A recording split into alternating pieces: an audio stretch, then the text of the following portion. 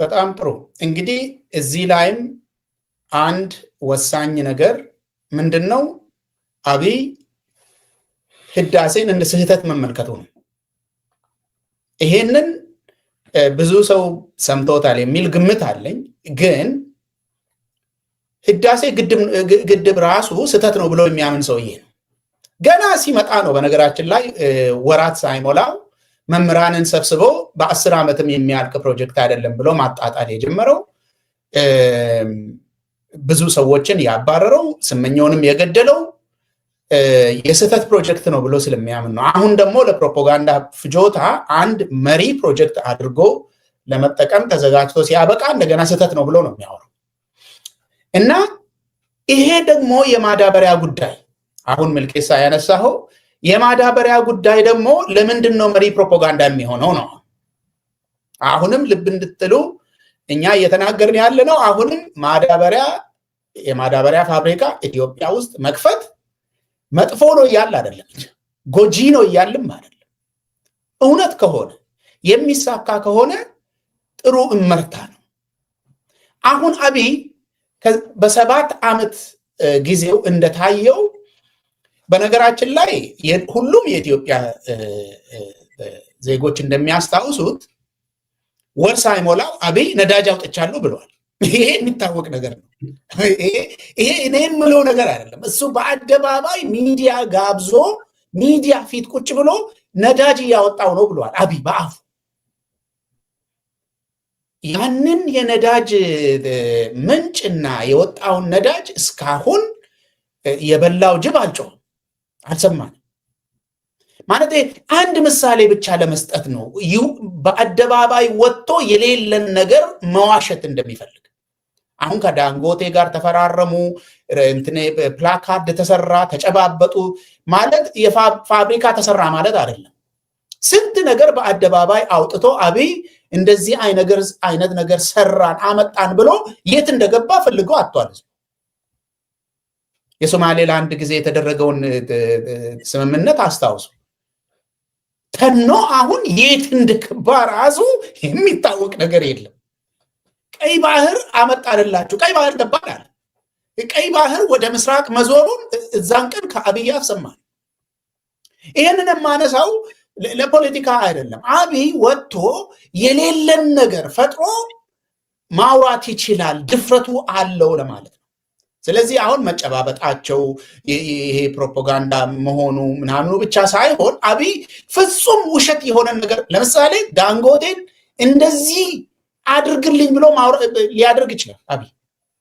እውነት ከሆነ ግን ጠቃሚ ነው። አሁን ግን ምን እያደረገ ነው አብይ? ለምንድን ነው ይሄ ለፕሮፓጋንዳ ፍጆታ የተመረጠው ነው? ለምንድን ነው? ለምን አስፈለገ? ለምን አስቸኳይ ነገር ሆነ? ማዳበሪያ የገንዘብ አቅም ከተመታበት ጊዜ ጀምሮ የማዳበሪያ እጥረት ሀገሪቷን አንቆ ይዟታል። በኋላ እንመጣበታለን። አንቆ ይዟታል።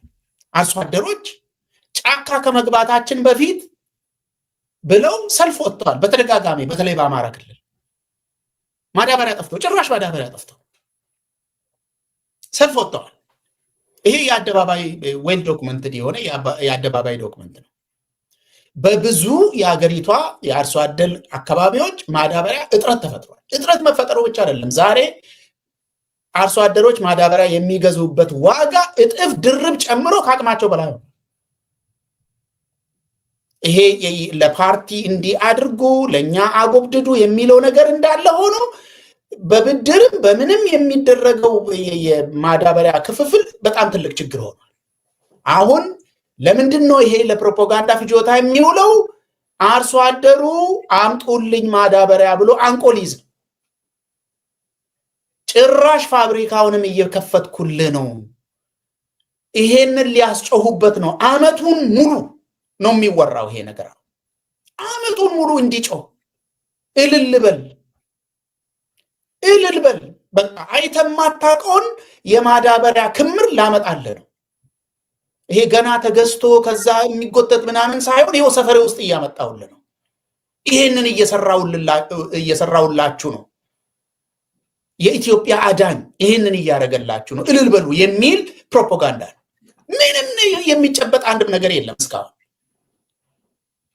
ነግራቸዋለሁ። ይሄ ነገር የሚሆን ከሆነ ሁሉንም ሰው የሚያስደስት እንጂ ማንም ከዚህ ተቃውሞ አለው ብዬ አላስብም። ከልማት ጋር የተያያዘ ነገር ግን ይሄ ለፕሮፓጋንዳ ፍጆታ ተዘጋጅቷል።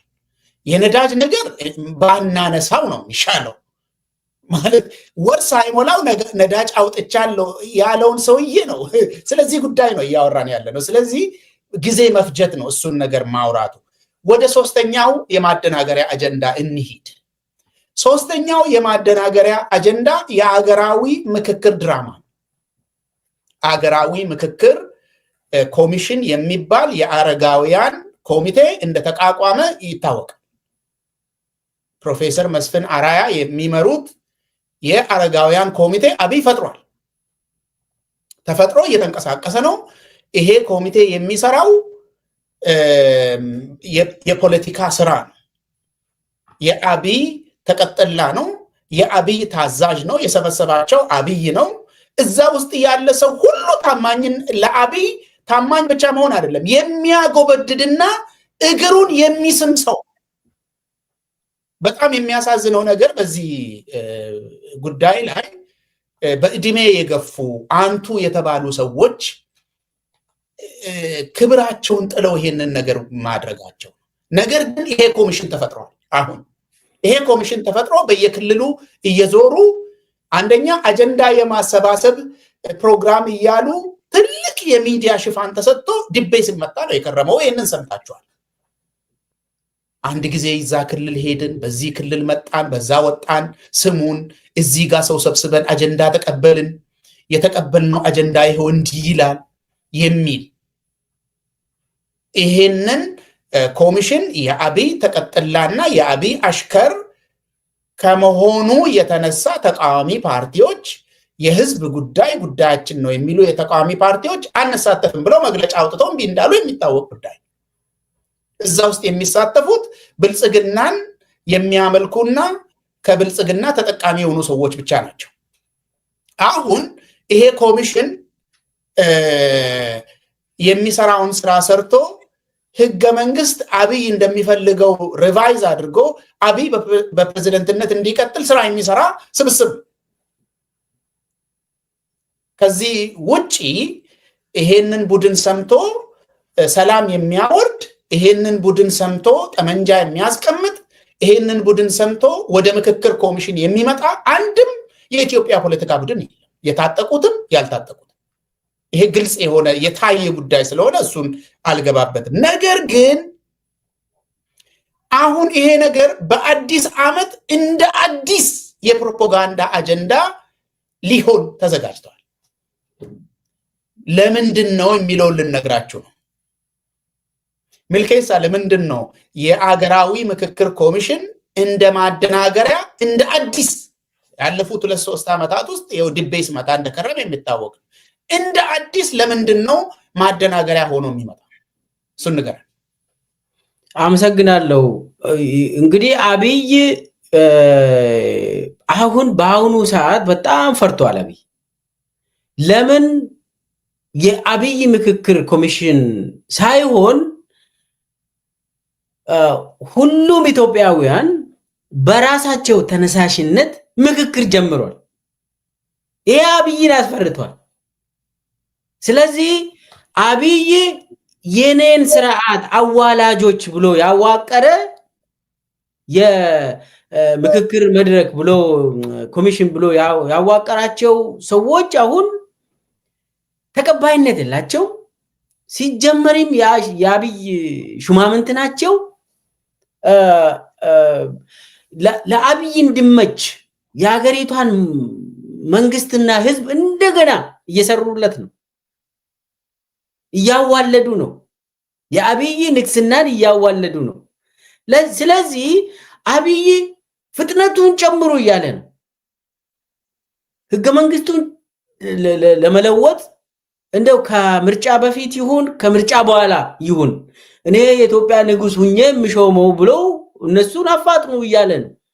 አሁን ከዚህም በፊት አማራ ክልል ነው የቀረው፣ እሱንም ቸብቸብ አድርጎ ጨርሶታል። ትግራይ ክልል ጀምሮታል። አሁን ምን እንደሆነ አናቅም። ከዛ ውጭ ሀገርም እንደዚሁ እንትን እያሉ ነው። የምክክር መድረኩ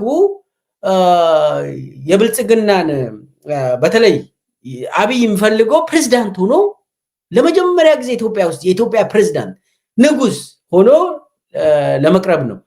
ለዛ ብዙ ስራ ተሰርቷል። ከዛ በኋላ አሁን የሚቀረው አዲስ አበባ ላይ ሰብሰብ አድርገው ህገ መንግስቱን ቀይሮ አብይ ፕሬዝዳንት ነው ተብሎ አብይ እንደሚፈልገው ከዚህ በኋላ ምንም አይነት ፓርቲ የለም፣ ሁለት ፓርቲ ነው የሚኖረው። አንዱ ምናልባት የብርሃኑ ነጋ ሌላው የአብይ አህመድ ምናምን ተደርጎ የሆነ እንደዚህ አይነት እንትኖች አሉ ይኖራሉ። ስለዚህ አሁን አብይ ስለፈራ ነው። አብይ የኢትዮጵያ ህዝብ ሁሉም ብሔር ብሔረሰቦች አሁን እየተነጋገሩ ነው፣ እየተነጋገሩብኝ ነው ብሎ አብይ ፈርቷል። ስለዚህ ለዚህ ነው አብይ በዚህ የ2018 ዓመት በሚገባ ይሄ የአገራዊ ምክክር ጉዳይ ፍጥነቱን ጨምሮ የመጨረሻውን ህጎችን ለውጠው ህገ መንግስትን ለውጠው አብይን ለንግስና ይሄ ታችኛው የብሔራዊ ቤተ መንግስት አልቋል። እዛ መግባት አለበት አብይ። ላይኛው 4 ኪሎ የሚባለው የቱሪዝም እንትን ነው የሚሆነው ነው የተባለው። ስለዚህ አብይ ቀጥታ ወደ ዙፋን ችሎት ወደ ታችኛው ቤተ መንግስት ለመግባት ነው ሩጫው። ያቺ ደግሞ አሁን ይሄ የሀገራዊ ምክክር ተብሎ የአብይ ምክክር መድረክ የሚገርም እኮ ነው። ይሄ ማን ነው ተሳታፊዎቹ? የፋርሴ ቡላ ናቸው አብዛኛው የሚሳተፉት የሚወያዩት። የሀገራዊ አጀንዳ የሚባለው ምንድነው? ጦርነት ይቆም ነበር አይደል? እንደ ሀገራዊ አጀንዳ መሆን ያለበት ሰላም ነው፣ ዲሞክራሲን ነው፣ ፍትህን ነው። እነኚህ ነገሮች ነበር ዋናው የአገር መባል ነበረበት። አሁን እዚህ ሀገራዊ ምክክር ውስጥ ኦኤልኤ የለም፣ የኦሮሞ ነፃነት ሰራዊት የለም፣ ፋኖ የለም፣ ቲዲኤፍ የለም፣ ሌላ ፓርቲዎችም የሉም፣ የኦሮሞ ፓርቲዎችም የሉም፣ በአማራ ክልል የሚንቀሳቀሱ ፓርቲዎችም በአብዛኛው የሉም ገባሪዎች ካልሆኑ በስተቀር። የሚገርም ነው። ምን አይነት ምክክር መድረክ ነው? ምክክር ኮሚሽን ነው? ያው የአብይ ነው፣ የብልጽግና ነው። ስለዚህ ለዚህ ነው አብይ ስለፈራ ነው ይሄ አሁን ዋናው አጀንዳ ሆኖ የቀረበው ይታና